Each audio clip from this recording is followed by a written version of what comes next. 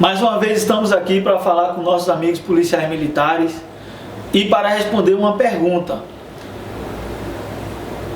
Será que os policiais militares, os soldados e os cabos podem assumir comando de guarnição? Os pleitos dos policiais militares na Operação Padrão é legítimo ao ponto de dizer que não vão, dos soldados e dos cabos, que não vão assumir o comando de viatura? Pois bem, em primeiro lugar, eu quero relatar, principalmente para os cidadãos pernambucanos, as pessoas civis que nunca trabalharam na Polícia Militar, que não conhecem como é a rotina. O comandante de guarnição, ele é aquele policial militar que geralmente ele toma a frente das ocorrências.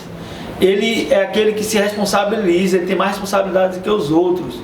O motorista e o outro patrulheiro, eles são aqueles que seguem o comandante, seguem a ordem daquele que está sobre a responsabilidade de toda a ocorrência. Isso é para que tenha uma resolução una das ocorrências, para que possa resolver os conflitos que chegam diante da Polícia Militar de forma única. Então, o comandante ele assume a responsabilidade pelos atos dele, pelos atos comandados na viatura, e ocorre que, em virtude do mau planejamento ao longo do tempo, essa missão ficou com os cabos e os soldados. E agora a grande pergunta é: realmente hoje eles assumem esse comando?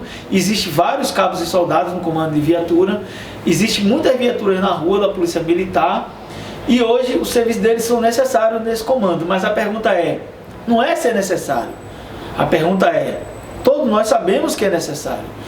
A pergunta é, então, eles são obrigados a assumir a responsabilidade de comando de guarnição?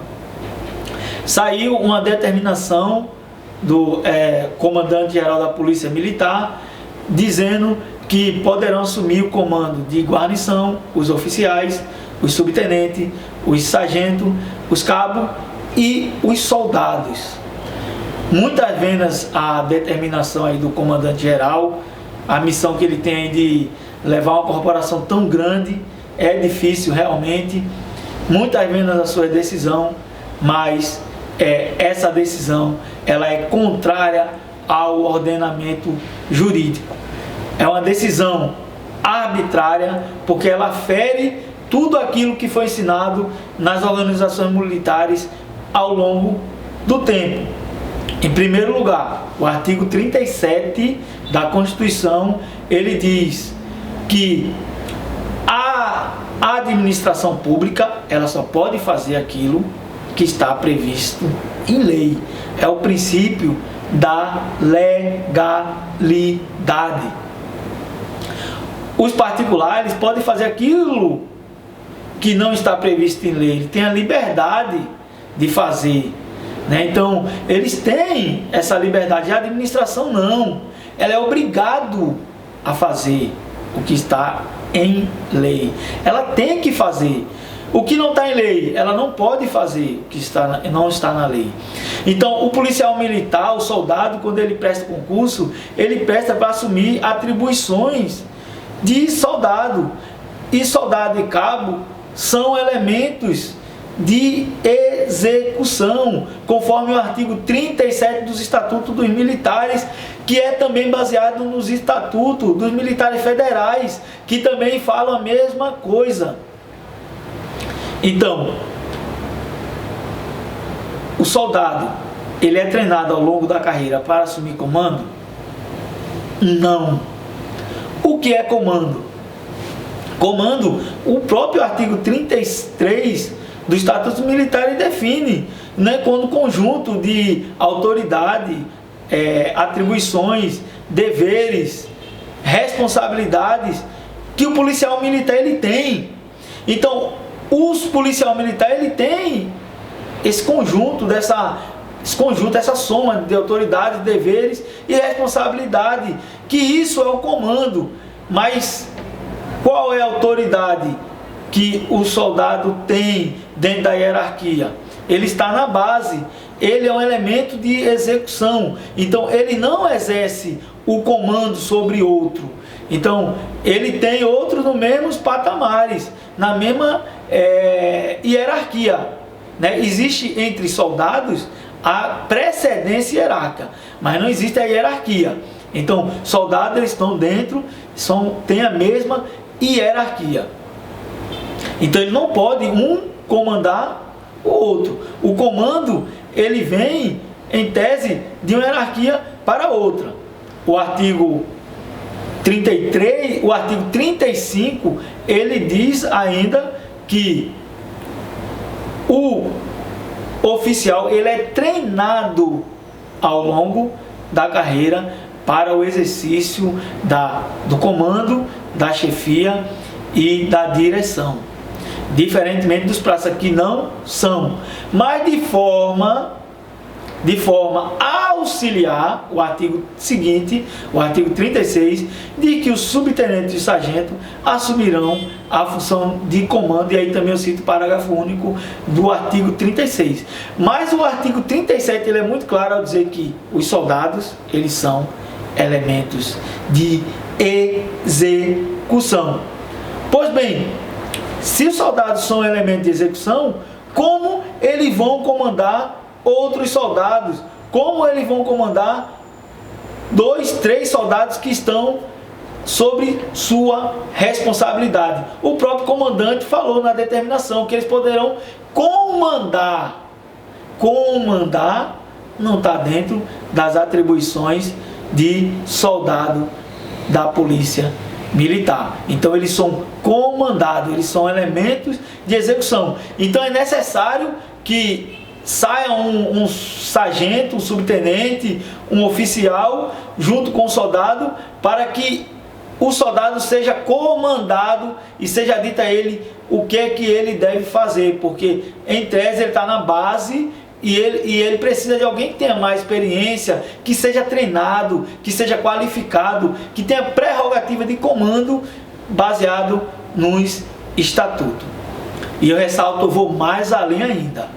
O artigo 410 do RISG, note aí, o artigo 410 do RISG, ele fala claramente que em tempo de paz, o subtenente e o sargento não poderão ser substituídos por cabo.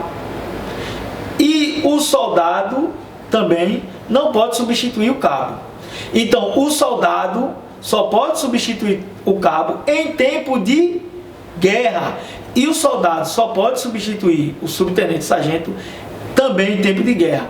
Em tempo de guerra, a pergunta é: o soldado pode ter as atribuições do sargento? Não.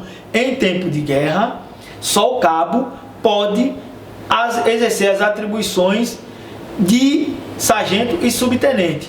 Então, como em tempo de paz, a Polícia Militar, com 191 anos, que fez agora em 2016, ela quer exigir, quer obrigar que o soldado ele exerça a função de sargento e subtenente.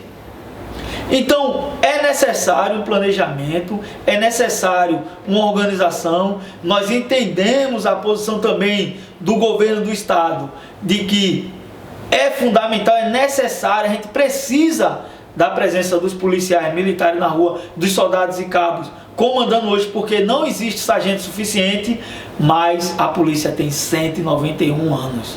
Ela teve o tempo suficiente para planejar, ela teve o tempo suficiente para organizar o quadro que ele existe, o quadro de organização, e contratar pessoas preparadas ao longo do tempo para exercer a função de comando.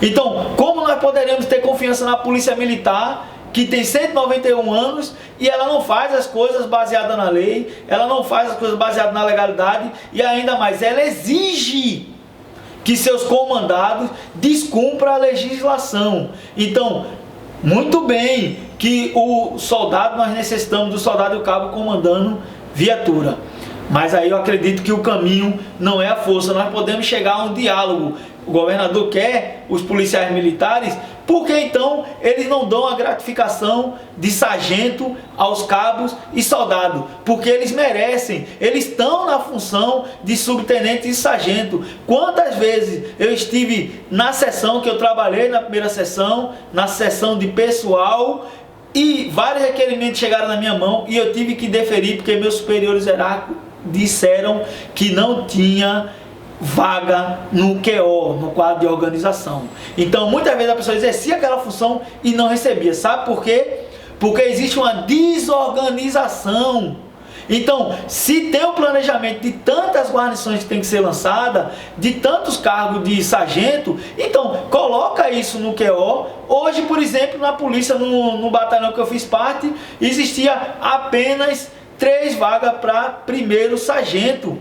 Existia 2 vagas para subtenente e 3 vagas ou 4 para major no mesmo batalhão. Como o major tem mais vagas do que para subtenente. Então, o que ocorre? O quadro de organização dos praças está totalmente desorganizado e tem que se reorganizar e reorganizar baseada na lei.